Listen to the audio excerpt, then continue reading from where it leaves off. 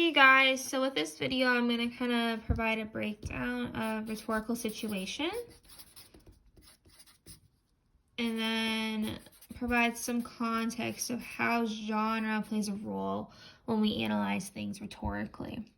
So based off the textbook reading and reading the Bitzer PDF, we can follow Bitzer's understanding that rhetorical situation isn't just one thing that happens and that's it. Right? So for him, he's telling us that rhetorical situation is made up of three components. So three things according to Bitzer, which include the exigence, audience, and constraints. And he tells us that constraints include people, objects, events, etc. and so forth. With constraints, we can kind of consider this to be context building, right? Which is really important when considering the why behind certain people act a certain way or compose something a certain way. With rhetorical situation, though, I want you guys to kind of consider the fact that the composer plays a role with all this, right? The composer is the person who's going to be making a text. And then purpose plays a role too, right? And we can kind of consider with constraints, I want us to kind of consider mode and media falling under here. And just to give a quick reminder, mode has to do with the senses, right? So if something's visual, if it's an audio, so auditory, if it's tactile, etc. And then the media is kind of like, is it digital? Is it a book? That kind of thing. Okay, so I think the easiest way to kind of understand rhetorical situation is to consider it in the context of an example. So let's just do that. So here I have a cookbook. Oh, so fun. So cookbooks are generally going to be hardcover when we get them from the store, but I want us to kind of consider the elements of it as we break it down. So we're looking at a cookbook. We know that the composer is going to be listed on here. So we have Matt Moore, and he is the cook, right? / author. All right. And then the purpose of making this book could be a few different things, right? It could be that he wanted to make money, he wanted to share his food, make people happy, that kind of thing. So you might be thinking, wait a minute, how does purpose differ from exigence? Well, exigence is really what drives a person to respond for a certain reason, right? It's the driving force behind our action.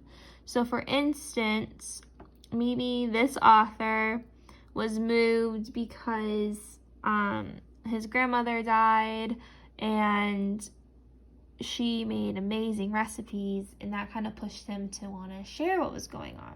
Or maybe he got a TV deal and he's like, all right, yeah, I'm gonna make a book now to kind of help drive what's going on with this. Or we can think about exigence in consideration of like the activist movements that you guys are looking at, and kind of like, for instance, the Women's March and how that was a response to a few different things, right? It could be a response to the president, it could be a response to different politicians, it could be a response to people just kind of being upset about the lack of respect for women, and that kind of push. And their larger purpose then would be to make their voices heard, right? And for people to take their concerns seriously.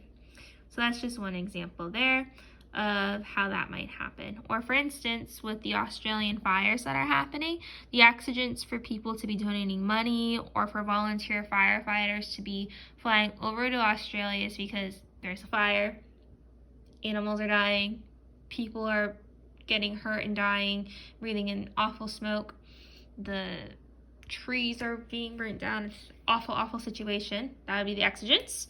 And then the purpose for them going is to help, right?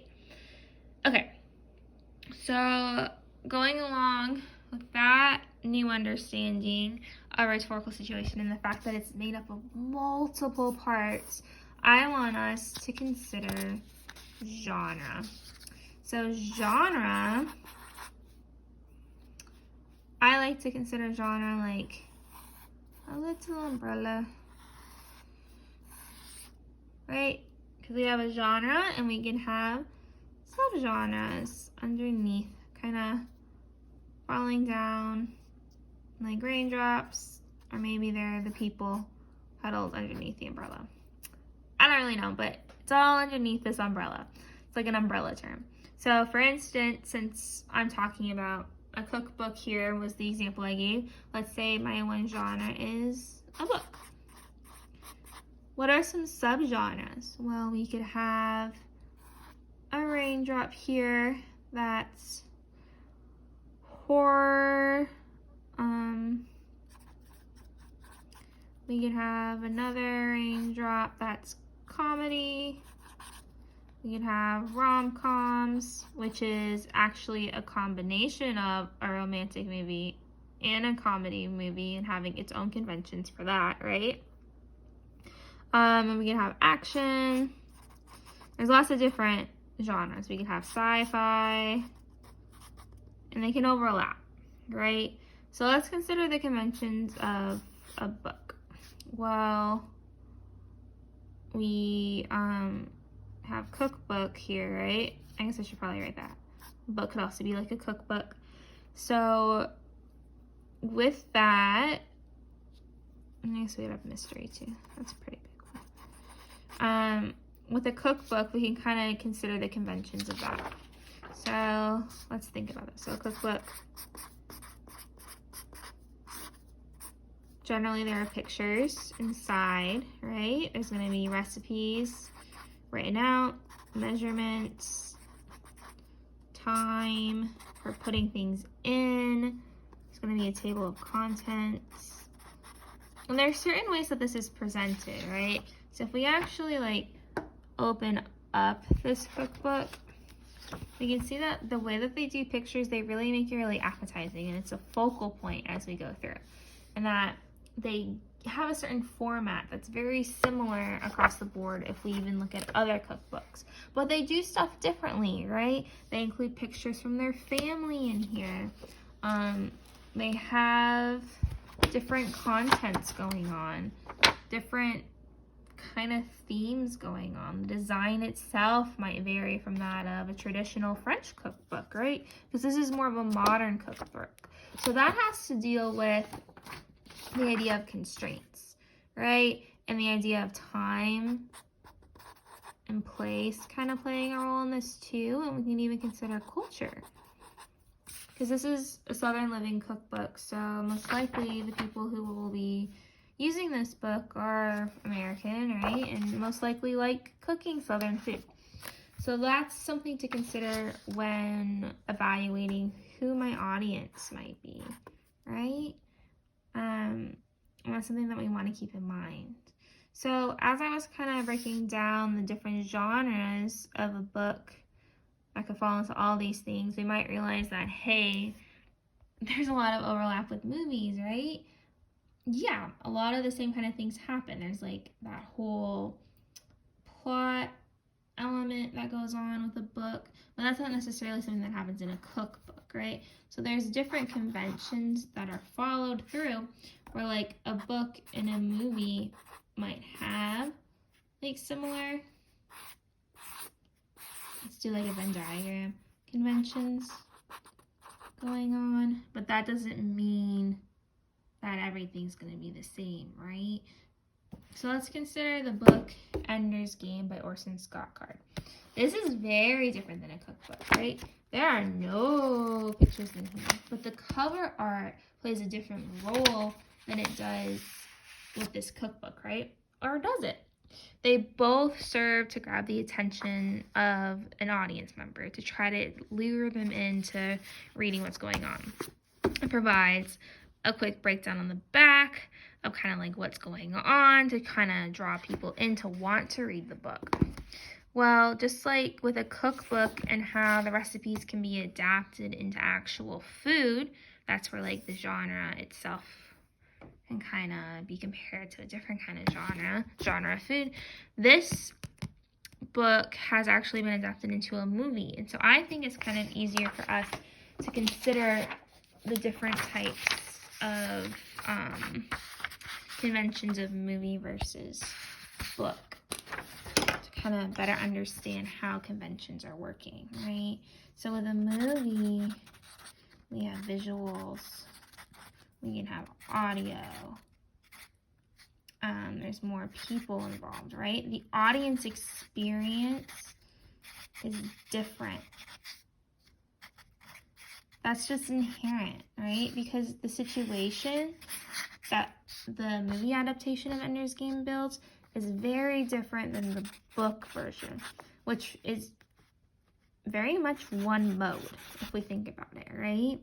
It's just visual text that we use to help us imagine a world in our head and kind of go into the story, right? So audience experience is going to be very different considering the constraints at play, right? Because with a book, depending on the kind of book it is, we're not going to necessarily have pictures everywhere, right? So that's one constraint that we can kind of consider. I hope this video was helpful with kind of understanding rhetorical situation a little bit better, and how genre can be broken down rhetorically as we consider the different parts that kind of make it up, right? If you guys have any further questions about this, please don't hesitate to send me an email. Check out the other video links that I'm providing on the Canvas page, and good luck with this, you guys. Really try to have fun with it, and don't overthink it. You're kind of looking for clues as you look at your text going into Project 1. And I think you guys are going to kind of find very interesting things and just kind of get a bigger sense of the different situations at play that contribute to action and how people react. Good luck.